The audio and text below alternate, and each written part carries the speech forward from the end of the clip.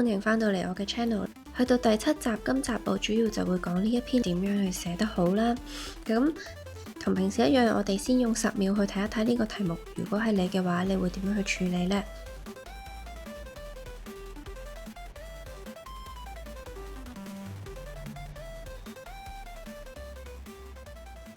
嗱，呢一篇其實我呢就上年都有俾我啲中六學生去寫，俾大家都試下啦。咁當然啦，個內容已經改晒，就唔同佢哋上年作過嗰一篇啦。咁我哋一齊嚟望下啦。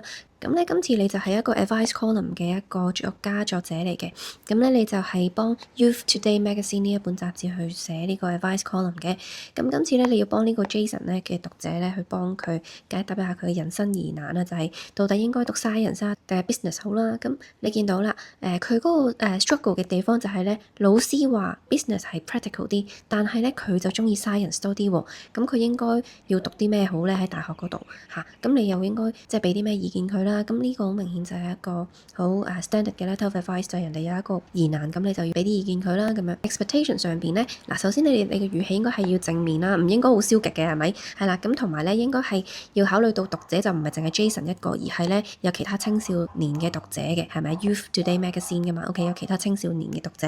第二樣嘢咧就係你要回應到佢個情緒，同埋咧要俾一啲有同理心啊，即係 empathy 嘅建議。你見我成日講呢個字啦，我都講過就係好 hit 㗎嘛，而家呢個字 empathy。咁所以你記住你要 show 到你有呢一面啦。跟住咧個目的就係你首先要肯定佢嘅處境啦。OK， 係啦，即係話其實好多人都有呢啲情況嘅，係咪啊？同埋跟住給予你嘅支持同埋一啲concrete 嘅一啲 advice 啦，即係實際上嘅一啲建議啦。好啦，跟住咧我哋就去睇下個 content 啦。content 有啲咩建議你寫咩建議你去唔好寫咧咁樣。咁嗱，首先其實你自己嘅創意或者你本身有啲咩相熟嘅一啲諗法咧，其實你覺得寫得好嘅都可以嘅。呢啲完全係冇標準答案㗎吓，係啦。但係咧，我唔建議你寫嘅嘢咧，就係一啲太過度咧去倒敍翻咧你以前細個求學經驗咁樣，太多個人嘅經驗嘅分享，就變咗成封信咧就唔係 letter of advice，而係一封同好似朋友去 share 你嘅往事咁樣咧，咁就會比較差啦，冇咁理想啦。咁所以自己留意翻咧，你唔好過度去講咗自己。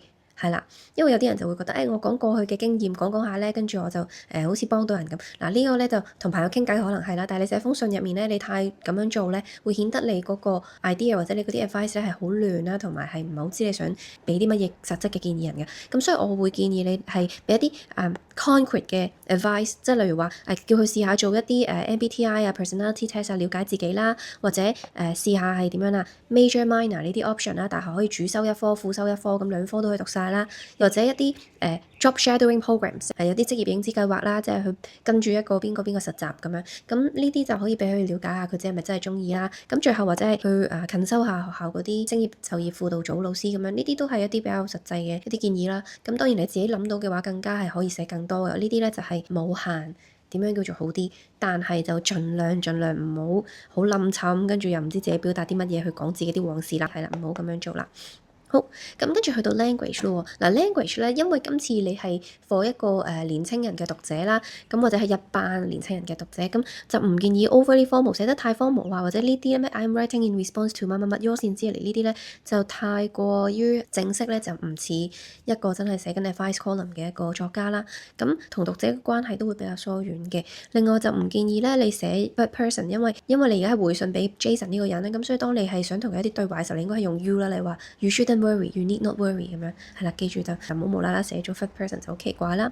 咁同埋咧你要考慮到底容唔容易讀咧，俾年輕嘅讀者讀，咁所以就唔好寫到啲句子太複雜、太冧沉，咁都唔適合嘅嚇。係啦，記住係俾一啲年青人係可以好容易去消化到嘅句式，咁唔好話太長太複雜啦。OK， 係啦，唔係話複雜先等於好㗎，係應該係切合翻你個處境，按照呢個處境適合嘅句式，真實咁樣呈現翻嗰個 situation 出嚟先係叫做好嘅 writing 啦。咁另外我哋建議啲乜嘢咧 ？OK， 咁可以望下先啦。例如係 persuasive 啦，即係例如你可以用一啲 imperative sentence，例如話 Don't worry, just remember, relax 咁樣。咁呢啲咧都係一啲好嘅句式咧，係有說服力，同埋咧係可以拉近同讀者嘅距離嘅。咁當然可以 personal 少少啦，呢個 tone，同埋咧記得用 second person 啦，當你同 Jason 去對話嘅時候。好啦，咁我哋一齊嚟望下呢一集嘅 sample writing 啦。今集咧入邊真係有超級多嘅句式俾你哋學啊！除咗句式之外，仲有生字。而家個個都喺度講話啊，今年好有機會出呢個 letter of advice 嗱。坦白講咧，我就唔建議你哋咧成日覺得呢一樣嘢熱門就特登去準備。希望你哋咧遇到唔同嘅題型嘅時候，都有一啲生字或者識一啲句式啊，識一啲 writing style 係可以用得翻出嚟咧，咁你先可以處變不驚啦。我成日都咁講，因為其實 casual writing 咧好難去寫得好啦，咁所以咧大家都要諗下咧點樣可以喺呢啲 casual writing 入邊突圍而出咧。其實事先最好都有啲準備啦。OK， 好，咁我哋而家事不宜遲，即刻去講啦。咁我哋一齊嚟睇下先啦。咁佢一嚟就 Dear Jason，咁跟住就話咧多謝你嘅來信。咁佢咧就冇用嗰啲咩 I hope this letter finds you in high spirit 嗰啲咁formal嘅句子，就全部摒棄晒唔用啦。佢咧就首先話 Thank you for reaching out and sharing your dilemma， 多謝你來信同分享你嘅掙扎。dilemma 即係一個進退兩難嘅處境啦。之前已經教過你哋噶啦。好，跟住繼續寫咯。It's completely understandable to feel torn between your personal interest and others' expectations。你見到呢度啦，完全可以理解咧，你係覺得好似好掙扎啊。OK，feel torn between A and B， 喺兩樣嘢之間覺得好掙扎。好啦，喺你嘅個人興趣同埋喺其他人嘅期望入邊掙扎嘅，尤其是咧你而家呢個人生咁重要嘅一個 stage，pivotal 界好重要啦嘅人生一個 stage 入邊。OK， 跟住即刻就用呢個 imperative sentence 啦 ，rest assured。OK， 你大可以放心。OK， 係啦，你見唔見到？即刻咧就用呢個 imperative sentence 咧去 show 你嘅 empathy 啦 ，rest assured。跟住咧佢就話啦 ，many students in Hong Kong face similar crossroads。好啦 ，crossroads 呢個字咧係無論單數定係眾數咧，佢都係有個 s 喺度。好多香港嘅學生都面對住類似嘅人生十字路口啦。跟住佢就話希望我嘅 advice 咧可以提供你同埋其他嘅讀者咧一啲 insights 嘅。咁所以佢呢度咧就唔係兼顧到 Jason 一個人，而係都兼顧到其他 potentially 望緊睇緊呢封信嘅讀者啦。OK， 咁呢度咧就代入咗個情景，就代入得好好，因為而家咧就唔係淨係寫緊俾 Jason，而代入咗個角色就係你係寫緊一個 advice column 嘅一個作家嚟，咁所以都考慮到其他讀者啦。跟住第二段喎，第二段咧佢就去繼續肯定翻Jason 啦，就話 It's commendable that you are giving careful thought，即係話首先讚佢啦，好值得嘉許咧，你係好謹慎咁樣去考慮到你自己個人興趣同埋咧你將來嘅職業前景嘅 prospects 呢個字嘅前景啦。咁佢就先肯定老師個睇法啦。確實 business offers more practical knowledge。係的確有啲更加 practical 嘅 knowledge 嘅，即係佢 rephrase 緊題目嗰一句啦。但係啦 ，but it is equally important， 亦都係同樣緊要點樣啦 ？To acknowledge your enthusiasm for science。跟住咧，佢就即刻引經據典啦，令到佢更 persuasive 嘅一個方法。OK， 一陣間會再教嘅就係去引經據典啦。佢就講之前蘋果嘅一個 CEO Steve Jobs 曾經就話過啦，The only way to do great work is to love what you do。咁你見到咧，佢呢度係先用一個名人嘅名句去令到佢更加有說服力。然之後佢就話啦 In fact，OK，the career prospects in science-related disciplines are equally promising。其實咧 science 嘅職業前景其實係一樣咁唔錯嘅 promising 嘅有前途啦。佢就話啦，因為我哋而家嘅世界越嚟越 technology driven。OK， 跟住佢又舉例啦，你見到一嚟又係3個例子。每堂我都講嘅 Magic of Three 啦 ，corporate giants 即係嗰啲大企業啦，例如乜嘢 OpenAI、Johnson and Johnson， 仲有 Tesla 咁呢啲大企業嘅名啦，咁即刻寫出嚟。Continue to expand in the fields of AI、biotechnology， 仲有 energy 呢啲領域上咧係不停咁樣發展嘅。Opens the door to 即係展開咗個大門啊，所以咧未來咧係有好多嘅就業嘅機會嘅。OK， 好啦，咁你見到咧佢呢度咧首先引經據典，然後再舉一啲實例出嚟，咁所以咧其實佢係會好有說服力嘅。跟住我哋再睇佢下一個論點 That said， 呢個又係之前教過嘅。儘管如此，話雖如此，如果你仍然都係好 uncertain 嘅話咧，你其實可以 keep your options open， 唔一定要而家就揀嘅。點解咧？其實大部分嘅學校咧，大學咧都有一啲 flexible modes of study 啦，其實佢可以好彈性咁樣去學習。例如有 double majors， 你可以有雙主修。For example， 你可以 major in science 啦，亦都可以 take 一個 business foundation courses 嘅。反之亦然啊 ，vice versa 都可以咧調翻轉。OK， 咁就唔使重複再講多一次啦。咁所以你直接3隻字就搞掂。This approach may be a blessing in disguise。blessing in disguise 其實個 idiom 即係意思即係話，即係其實係一個隱藏嘅 blessing 添，係啦咁嘅意思啦。明白到一啲 business 嘅 concept， 其實可能對你 future 嘅 career 係有作用㗎。Employers today 點樣啊？而家嘅 employers 咧係好重視 versatile skill sets， 即係多才多藝啦，就唔係淨係要一套 skill， 反而係你識得越多嘢就越好啦。同埋佢用咗一個問句喎 ，Who says？邊個話㗎 ？Who says your degree must determine your lifelong career？ 冇人話過你個大學 degree 一定係會決定咗你成世嘅事業㗎。跟住佢就舉咗2個香港本地嘅例子啦。佢就話啦，好出名嘅 politicians 葉劉淑儀同埋陳方安生咧，原來喺香港大學嘅英文系畢業嘅，佢哋係政客嚟㗎嘛，後來做咗政客。跟住繼續用一個反問句啦。Were they limited by their education backgrounds？ 係咪啊？佢哋有冇俾佢哋嘅教育嘅背景去局限咗啊？冇喎，係咪啊？咁所以咧，記住啦 ，remember 另一個 imperative 出現啦。OK，記住啦，一個大學 major doesn't define one's future。咁咧，佢呢度咧再用一個感嘆號咧，你會見到話佢好有說服力，好有氣勢啊。咁所以佢就點解寫得咁好啦？我哋再嚟睇多一次咯喎，佢做咗啲乜嘢咧？首先佢就講咗佢個 point 就係話其實你可以 double major 啦，而家好多大學都有 flexible modes of study 啦，識得多幾個技能才能其實係對你嚟講係好事嚟嘅。跟住佢用咗問句 ，OK，Who says your degree must determine your lifelong career？ 跟住仲有另一個問句啦，Were they determined by their education background？另外仲用咗本地名人嘅例子啦 ，Regina Ip、葉劉淑儀同埋陳方安生。咁所以呢度咧呢一段都係寫得非常之出色啊。跟住去到第三段啦，第三段就去再提下呢個 Jason 啦，佢就話 It is also worthwhile to consult your school's career teachers。其實好值得嘅喎 worthwhile 呢個字梗係值得啦，佢好值得咧，你去諮詢一下你學校嘅升學輔導組老師啦，係啦 career teachers。咁因為咧佢哋可能會有一啲專業嘅一啲視野去俾到你啦。嗱 share your struggles openly， 你記住大方咁樣去講你一個 struggle 啦，因為咧咁樣先可以確保咧佢哋嘅 advice 係同你嗰個進退兩難嘅局面咧係相關嘅。咁而且咧佢哋有佢哋嘅 connection， 可能咧可以幫你咧去安排一啲 job tasting program， 等你咧可以第一身嘅視覺咧去感受一下呢兩個範疇咁樣啦。跟住啦，佢最後咧去到 concluding paragraph， 佢就點講咧？佢話ultimately 最終終極嚟講點樣咧？呢個決定咧應該係你去作出嘅。The decision should be yours, and you are the one who will embark on this academic journey。而你咧係去開展呢一個學業嘅旅程嘅人嚟噶嘛？咁跟住佢就再引經據典啦。今次咧佢就引用呢個傳統嗰啲名言啦。咁佢就話 As the saying goes, all roads lead to Rome。呢個成語嚟嘅，條條大路通羅馬，大家應該都聽過噶啦。咁佢用咗呢一句咧，又係啦，更加有說服力啦，係咪？如果你冇咗呢句嘅話咧，好似 dry 咗少少，加翻呢句咦啱啱好喎。跟住佢就繼續講啦，無論你選咗啲乜嘢嘅道路 is not set in stone， 唔係就咁話永遠都係咁嘅 ，OK， 唔係整定就係咁噶啦。咁跟住佢就繼續講啦，最緊要係乜嘢 ？What matters most is that informed decision， 即係話你做晒資料搜集，你全部嘢都知道知情之後先啦，走去下嘅決定，呢個就叫做一個 informed 嘅 decision 啦。OK，咁呢一個都係好好啦，好相關嘅字，你哋都可以學出佢。最後佢繼續用一啲 imperative sentence 啦 ，stay true， 你要對你嘅興趣係要保持真誠啦，同埋咧唔好嘅。Don't be afraid to pursue what you genuinely love。咁你見到咧，佢個 tone 又唔會好似太小朋友，咁佢成熟得嚟又唔會太荒謬嘅。咁佢用嘅句子主要咧都係用一啲短句啦，冇話太複雜嘅句子。但係咧，你會見到佢短句之餘咧，佢都係有說服力嘅，係咪？係啦，咁大家可以留意下佢嗰個writing style 啦。咁下次萬一要寫 letter of advice 嘅時候，未必係關於呢一個 situation， 但係你都可以咧用翻呢一種嘅感覺啦，去寫翻出嚟嘅。好啦，咁咧我哋咧去到相關詞彙整理啦。嗱，其實今次咁啱呢篇咧就同我之前嗰條片 share 過嘅一堆生字係有關嘅。咁所以咧，我覺得你哋咧可以去睇下呢條片啦。咁跟住咧就提前 prep 下呢啲相關嘅例子。咁我覺得唔係淨係話 part A 有機會出啦，part B 有機會出啦，speaking 有機會可以講到啦。咁呢一堆生字就自己去睇下啦。咁你記住啦，裏邊咧呢條片入邊有一 part 咧就係點樣可以加啲實例入去嘅。咁嗰個寫作教學，我覺得你哋係值得去學啦。咁所以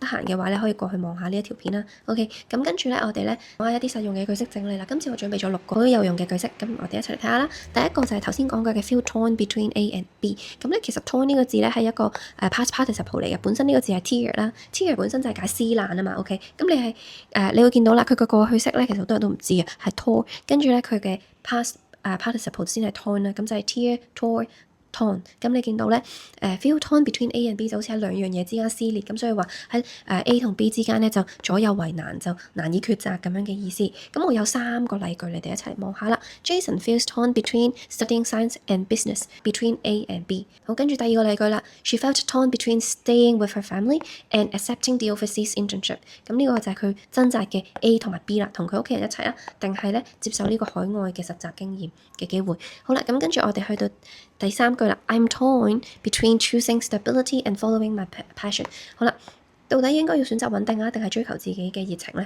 咁呢個就係我難以抉擇嘅地方。咁你見到都係 between A and B 咁樣去用嘅。咁你記住 A 同 B 咧應該都係 noun phrase 嚟嘅嚇 ，noun 或者 noun phrases 啦，自己留意翻啦。好，跟住我哋去到第二句。第二句咧同第一句有啲似嘅，就係 in a dilemma。in a dilemma 嘅意思就係一個進退兩難嘅局面啦。例如啦。Kelly found herself in a dilemma， 你可以用 find oneself in a dilemma。然之後咧，佢就講啦點啊？當佢嘅父母 disagree with her choice of major， 佢父母唔係好同意佢讀主修呢一個選擇喎。咁佢就而家喺個進退兩難嘅局面啦。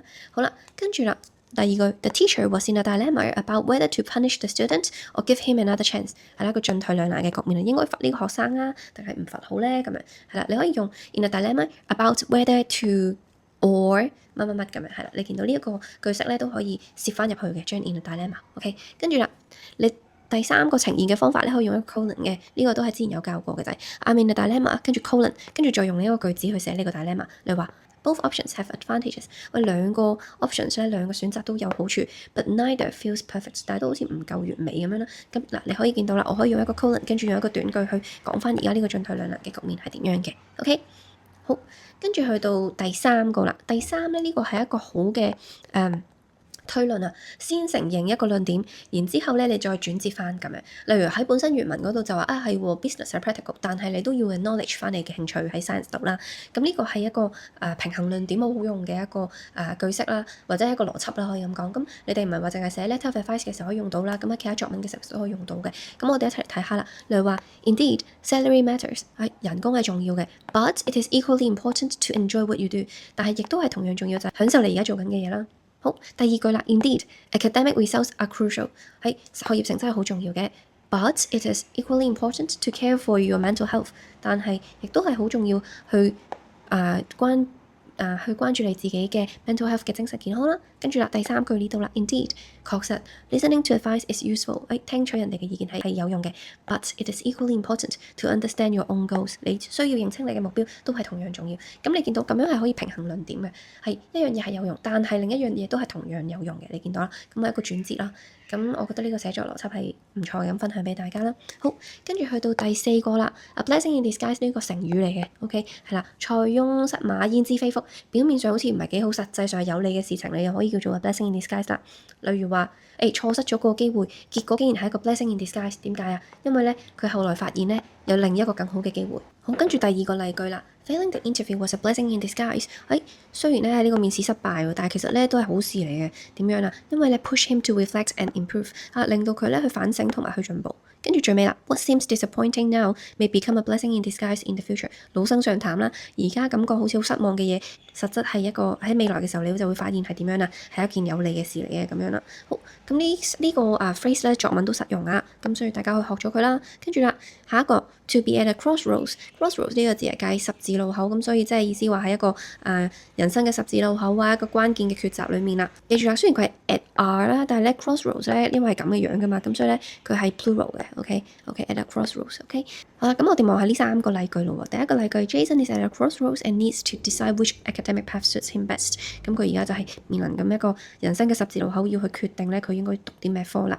跟住第二句 Many students fail at a crossroads before entering university。好多學生咧喺入大學之前咧都係面對住呢個人生關口嘅十字路口嘅。咁樣，跟住第三句啦 ，Being at a crossroads can be stressful， 可能咧都會係好大壓力嘅。But it also means new possibilities are ahead， 係咪？亦都係意思係你前面人生會有新嘅一啲可能性。咁嗱，都係嗰句啦，記住咧係有個 S 喺度㗎嚇 ，OK 得唔得？跟住我哋去到下一個部分啦。下一個部分咧就係有一啲百搭嘅名人嘅名言咧，你可以作文嘅時候用，尤其是當你諗唔到推論嘅時候，可以點寫咧？你可以試下嚟一句嚇，等你咧好似有說服力多少少咁，咁可以記幾句嘅。好啦，我呢度咧就有幾句比較實用嘅，大家可以記下佢啦。好，第一句就係畢加索講嘅 ，OK 呢個藝術家佢就話 Everything you can imagine is real， 所有你諗到你可以幻想到嘅嘢都係真。OK， 跟住啦，呢個就係曼德拉啦，曼德拉係好出名嘅政治家啦，咁佢曾經就話 It always seems impossible until it is done， 係咪啊？所有嘢都好似係冇可能，直到有人做咗呢件事。下一個啦，哈利波特嘅作者 J.K. Rowling， 咁佢就曾經講 We do not need magic to change the world。當你要講一啲係社會議題或者需要大家同心合力去作出一啲改變嘅時候咧，你可以用呢句咯喎 ，We do not need magic to change the world 咁樣啦。跟住啦 ，Walt Disney 就係華特迪士尼啦，咁佢曾經就話 All our dreams can come true if we have the courage to pursue them。咁呢啲又係其實比較百搭嘅，係啊，只要我哋有呢個勇氣去追求夢想，所有夢想都係成真咁嘅意思。好啦，跟住咧就兩句啦，都係名人啦，呢個馬雲啦 ，OK 阿里巴巴嘅 founder 就曾經講話咩啊 ？Giving up is the greatest failure。OK， 放棄咧係最大嘅失敗。而 Steve Jobs 頭先嗰句我都加入埋呢度啦。OK， 係啦，咁佢曾經係蘋果嘅 CEO 啦，佢就話 The only way to do great work is to love what you do。大家記住個 pattern 就係咧人名，跟住咧之後呢度係一個 comma 啦，跟住咧 quotation mark，quotation mark 入邊咧係個句子，咁所以咧你見到咧個 full stop 會喺個 quotation mark 裡面，而你個句子呢度一開頭咧係大楷嚟嘅，OK 係啦，咁你記住啦，用還用，千祈就唔好錯咗啲標點啊、大細楷嘅嘢嚇，如果唔係咧就好明顯咧你係唔識噶啦，咁所以你記住記埋個 pattern 佢嚇，OK 好，咁今集就嚟到呢度啦。